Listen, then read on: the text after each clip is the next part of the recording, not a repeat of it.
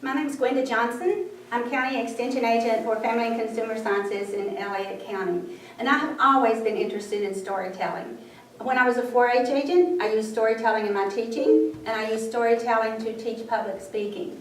And as I got older and remembering all the times that I heard my parents and my grandparents tell stories, I found myself wanting to do it more and more. So I had a series of workshops on storytelling in Elliott County and had 10 people go through those for almost a year. And then when that was over, I decided I'm getting closer to not being an extension agent. We won't use the R word, but I want something to do after the R word happens. So I found a grant possibility from the Kentucky Arts Council that would pay for a master storyteller to teach an apprentice for a year, the opportunity to work under a master storyteller. So I wrote that proposal and I worked with Pam Holcomb from Harlan County, who is a master storyteller, for a year and learned from her.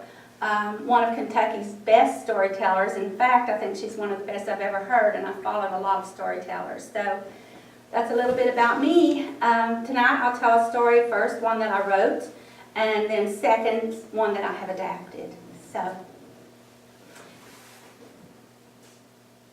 they tell me that if you stood on top of the cliff and looked as far as you could to your right and as far as you could to your left, why, you'd see upwards to 20 smokes coming out of that gorge.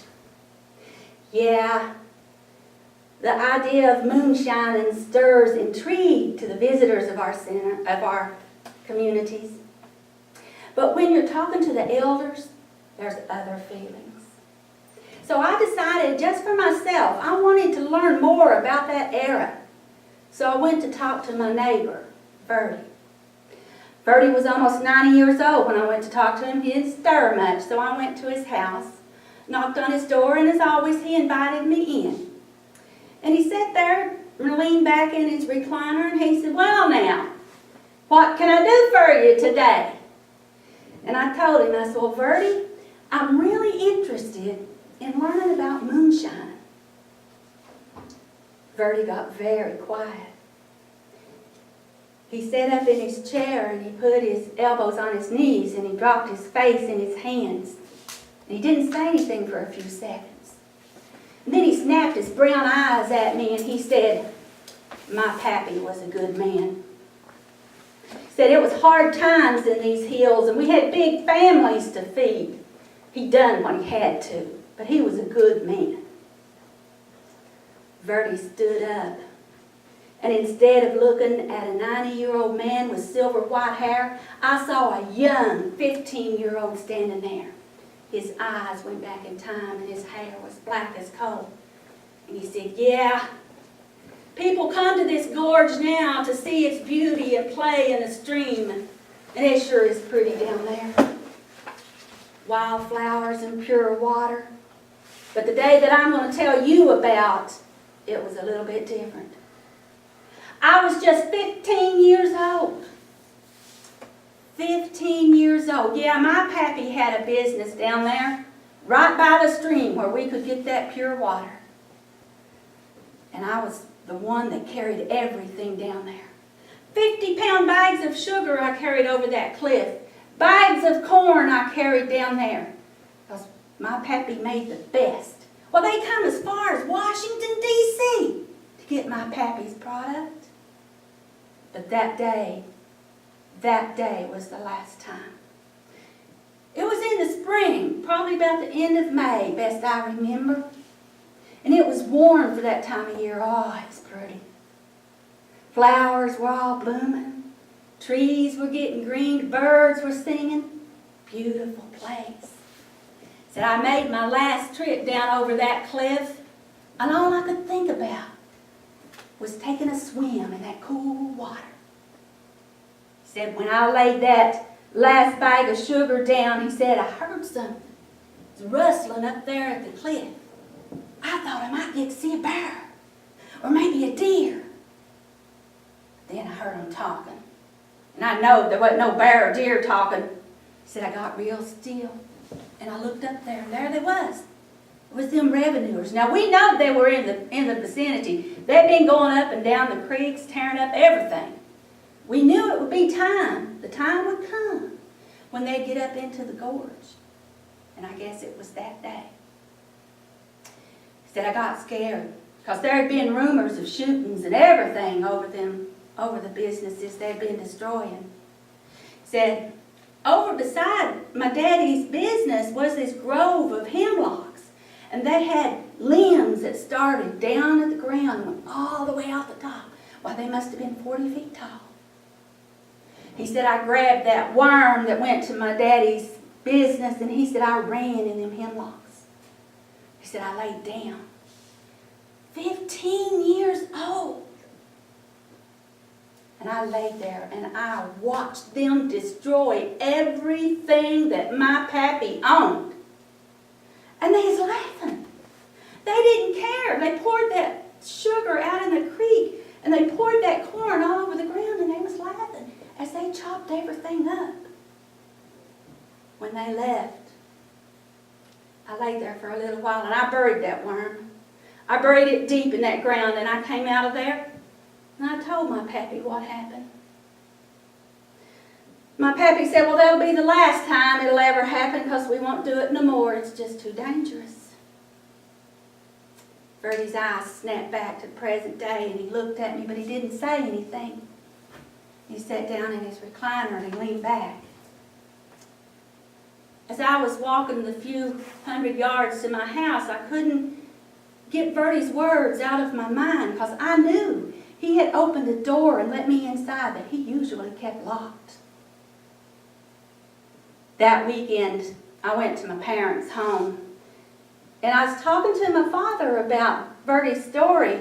And he, very much like Bertie, leaned back in his recliner, but he had a grin on his face.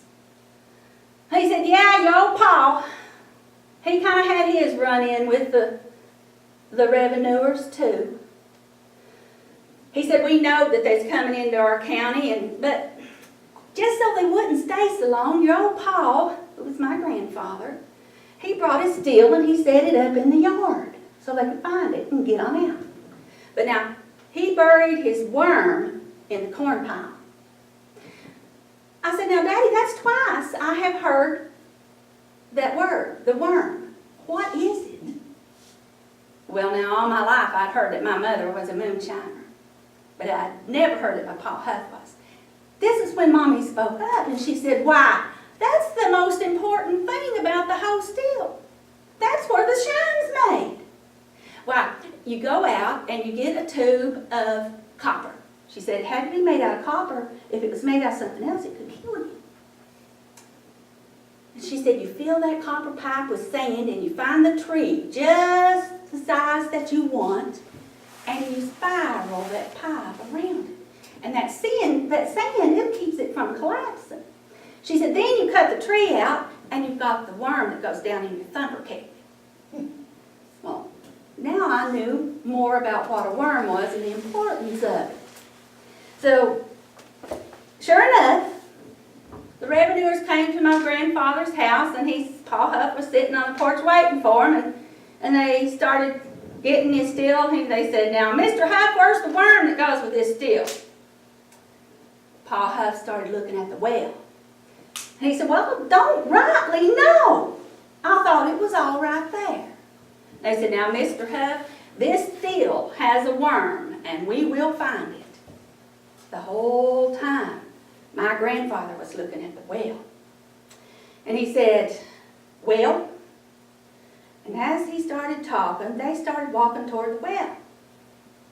Pa Huff said, now you might as well not go look in that well if you want my worm. You better go look in the corn pile. Well, now those revenuers knew that there wasn't nobody going to tell them where the worm was.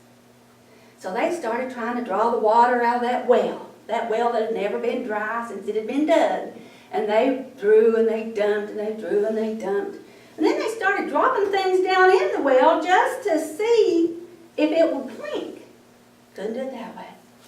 Then they went to the full extreme of one of them lowering themselves down into that well to look for that worm. Now my grandmother, she's quite the astute person. When she heard that the revenuers were in the area, why, she built a bench in the kitchen. Now, Pa Huff made the moonshine, but Granny was the one who sold it, and she kept it right there in her kitchen. So she had this bench built to come over the product. And instead of just letting it be some old bench, Granny pulled out her best feed sacks, and she made a pretty little ruffled skirt that went all the way around that bench. And with the rest of them, she made pillows to put on top of the bench and in the back. Well, Granny goes out and she talks to the revenuer. She said, now you men, you've been here all day and you've looked this farm over for that worm and you haven't found it. So I think it's time to quit. The sun's going to go down in just a little bit. It's going to be dark.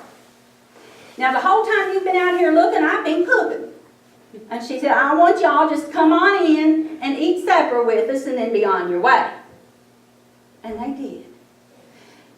And then when they come in, Granny said, now, why don't y'all just sit right there on that bench? I won't let the children sit there because I'm afraid they'll get dirty, but y'all can sit there and eat your supper.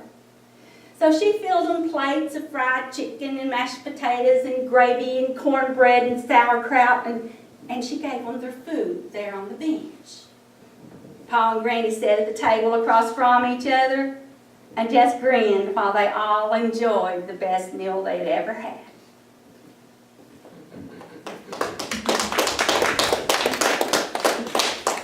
This next story is an adaptation of a book by Bert Baylor. Bert Baylor is a children's author, one of my very favorites. And I have adapted it to fit this region. She lives in Arizona and wrote it about the area where she lives, but I have adapted it to fit our area. When I was a child, I loved to play outside.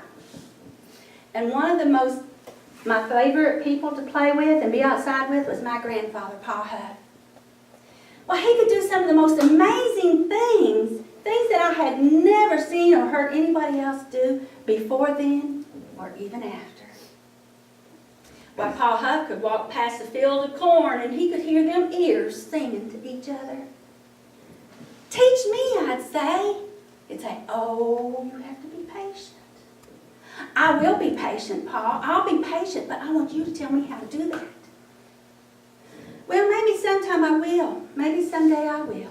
She said, well, are you ever surprised to hear something like that, Pa? And he said, no, it's the most natural thing in the world.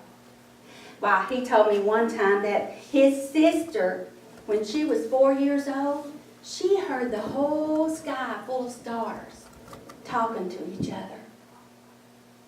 And then when she was 85, something in the middle of the night woke her up. And the white moonlight just led her to a pear tree. And that pear tree was just bursting with blossoms, as white as the moonlight that led her there. Well, was she surprised, Pa? Was she surprised when she got there and she heard them bursting open? No. She said it was the most natural thing in the world. And I said, well, teach me, Pa. Teach me how to do it. And he said, well, now you have to be patient. You have to be able to listen. And I said, I can listen, Pa. I can listen to anything, but you have to teach me. One day, I was walking down the path with my Pa, and we came onto this big rock. And on this rock was a lizard. And Pa looked at me and he said, now I wonder what that lizard thinks about that rock. And I wonder what that rock thinks about that lizard. He crossed his arms and he got real quiet and he was listening. I never did say anything when Pa Huff was listening because I knew he had to listen real good. And he waited for a long time. And then he said, well, now how about that? That lizard thinks that rock is just a dandy. And that rock thinks that lizard is really, really good. I didn't hear anything, Pa, and I was listening too. Well, he said, sometimes it's the way things are that really makes a difference. He told me one time he was way up a holler right after a rainstorm, and he got underneath a rock cliff. And after that rain and that sun came out, why, he heard the wildflower seeds burst open under the ground. Now that takes a lot of skill. How did you do that, Pa? Well, he said, you have to be patient. He said the sad thing is, most people don't take time to listen to things like that. And he said, but I think someday you will. He said, but let me give you some advice. Don't start with anything real big. Just start with one thing, like a toad or a tree or a lizard or maybe just one rock. And I said, I won't, Pa. I think I'll start with that lizard that was on that rock. And he said, okay. And he said, let me tell you this. Sometimes it's good to go with other people, but when you really want to hear something, you might want to go alone. And sometimes it's good to take that easy path, but sometimes it's good to climb over the rocks. I said, okay, Pa, I can do that. I can climb the rocks and I can go by myself. And he said, okay. He said, we'll try. He said, but one thing that you can't do, you cannot think that you're smarter than that lizard or that frog or that tree, because they're the things that makes the decisions around here. Pa told me that he started with one tree, and every morning for a year at 6 o'clock in the morning, he would climb that tree and he would sit there for an hour just listening to it. And then it talked to him. It spoke. And I said, well, were you surprised, Pa? And he said, no. It was the most natural thing in the world. Well, I tried. I listened, and I'd say, lizard, I'm here. I'm talking to you, lizard. And I'd listen, and I climbed the rocks, and I did everything. I went by myself. Nothing ever talked to me. So I just knew that it was just Pa Huff that could do this. And then as I grew older, I graduated from high school, and I had to leave my hills. And I missed them.